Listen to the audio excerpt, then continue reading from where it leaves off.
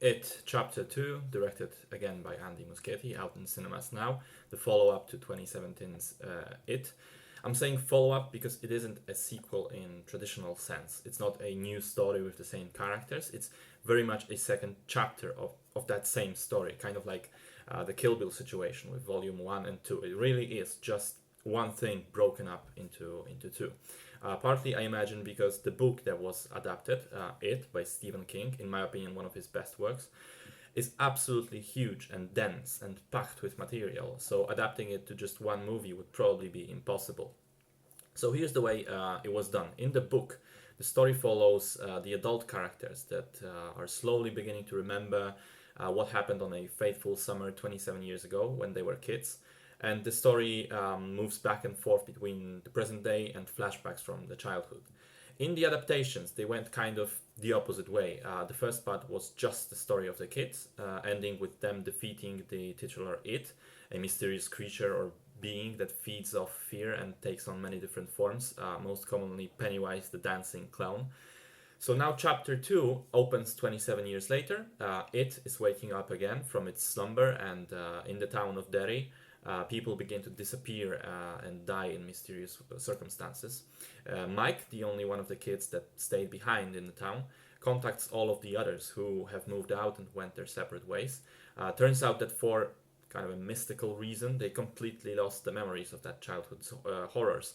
And now, as they come back to town to fulfill their promise of going back and defeating and killing Pennywise for good this time around, they begin to remember, and it all comes back.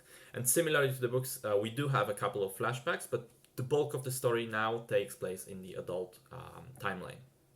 So I'm a big fan of the novel, and I was also a fan of the first movie. I thought it was done very well, although I wouldn't necessarily call it a straight horror. I thought it was this kind of mix of horror and adventure film, tapping very much into that same formula done so well by Stranger Things a year before that. It wasn't so scary, but it was certainly fun. The child actors were great and had amazing chemistry together. The script worked really well, and so did the visuals. So now coming into the second part, I was curious which way the film was going to go, since you're inevitably losing part of that charm that comes with having kids as your characters. Would it lean more into the horror aspect, or would the film, much like the characters, become more adult in any way? The answer is kind of yes, but not completely. It does have some heavier and scarier scenes, and the balance does go more to the side of horror, but it still very much is that mix of horror and adventure. It's this aspect is still present. There are more than a few jokes in the film. It continues to rely on the chemistry between the characters and so on and so forth. One thing that has to be said in the beginning is that the casting is just impeccable. It really is remarkable how the filmmakers were able to find people who resemble the child actors from the previous part so much. It is clear from moment one who is who, and you can really believe, yeah, this is the same person, just grown up. One of my two favorite scenes of the movie is their first meeting in a Chinese restaurant. It goes on exactly as I imagined from the book and showcases that natural chemistry really well before transitioning into a nasty horror sequence. The other favorite one is the scene shown in the trailer with Beverly visiting her old house and meeting this creepy old lady. It works fantastically well because it is pure tension and fear through atmosphere without relying on jump scares. Unfortunately, those jump scares are present elsewhere in the film, and there's quite a few of them. And I really hate those types of scenes because of how predictable and lazy they are at this point. It's always the same story. You have a character walking up to a door or a curtain, and the music builds up to really loud levels, and then they open the thing, and it goes quiet, and there's nothing there. And then 2 seconds later, a monster pops up behind them, and the sound is really loud, and you know the drill. So there is a lot of that here, but fortunately, not every scene relies on a jump scare. But just so you're prepared, know that there are those scenes in the film. Since I started with criticisms already, I will continue and mention a couple of other things that I didn't like about the film. The most important are omissions from the book. Now, they are inevitable. You can't adapt everything, but I feel that the movie kind of missed its mark by omitting some very important thematic things. Specifically, I mean the different aspects of it. So to explain, the book kind of had three different facets of the creature as I understood it. The first one was what I would call the little acts of evil.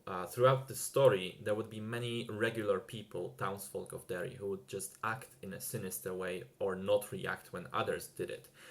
The book mentioned that the creature was subconsciously influencing those people, but there was always that bit of uncertainty that maybe that evil was in them all along inside, and it is just pushing it out.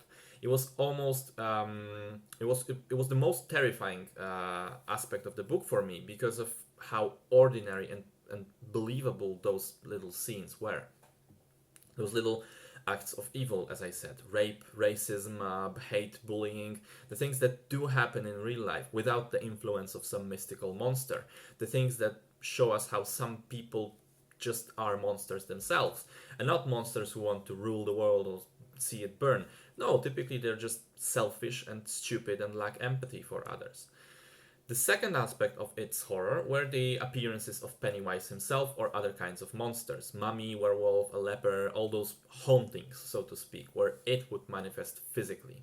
And the last one was the cosmic entity Lovecraftian horror that had to do with its true nature, the fact that this nature was incomprehensible fully by the human mind and quite literally alien. It made for a completely batshit insane ending with crazy visions and stuff. So in the film, aspects 1 and 3 are almost completely dropped. The movie touches on them a tiny little bit, but never really expands. And I think that's a damn shame, because especially those little acts of evil were so compelling and terrifying to read about in the book.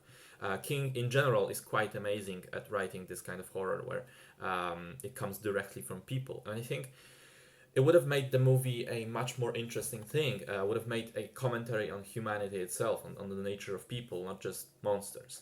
And the reduced cosmic aspect, on the other hand, and the changed ending. I guess I can see why the filmmakers didn't want to commit to something so crazy, because it really is crazy in the book. But it means there's a bit of a plot hole as a result. So several times Pennywise is scaring the characters and has them pretty much on a platter, but then backs out without killing them. And the cosmic aspect kind of explained why that happened in the book. They had a mystical protection of another cosmic entity.